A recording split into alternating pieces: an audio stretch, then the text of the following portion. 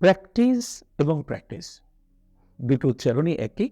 এখানে একটা প্র্যাকটিস দেখতে পাচ্ছি সি দিয়ে তৈরি হয়েছে, আর একটা এসি দিয়ে। পার্থক্যটা কি?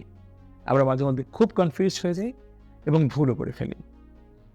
এই যে প্র্যাকটিসটা সি দিয়ে যেটা তৈরি হয়, সেটা basically noun. We do practice everyday. এখানে ডু কিন্তু ভার্ব। আমরা প্রতিদিন অনুশীলন করি, রাইট? তো এটা হচ্ছে অনুশীলন। আমরা যদি বাংলায় লিখি সেটা হচ্ছে অনুশীলন, আর এটা হচ্ছে অনুশীলন করা। এটাই মূল পার্থক্য। অনুশীলন করা, এটা ভার্ব। তো আমি যদি এইটা ইউজ করতে চাই তাহলে আমাকে বলতে হবে উই ডু প্র্যাকটিস এভরিডে, সেখানে কিন্তু চলে আসবে সি। বাট আমি যদি বলি উই প্র্যাকটিস এভরিডে, সেখানে এসি। আমরা প্রতিদিন অনুশীলন করি, সেখানে ডু আনতে হচ্ছে না।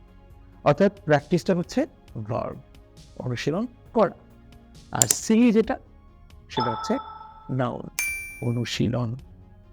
ঠিক আছে, থ্যাংক ইউ।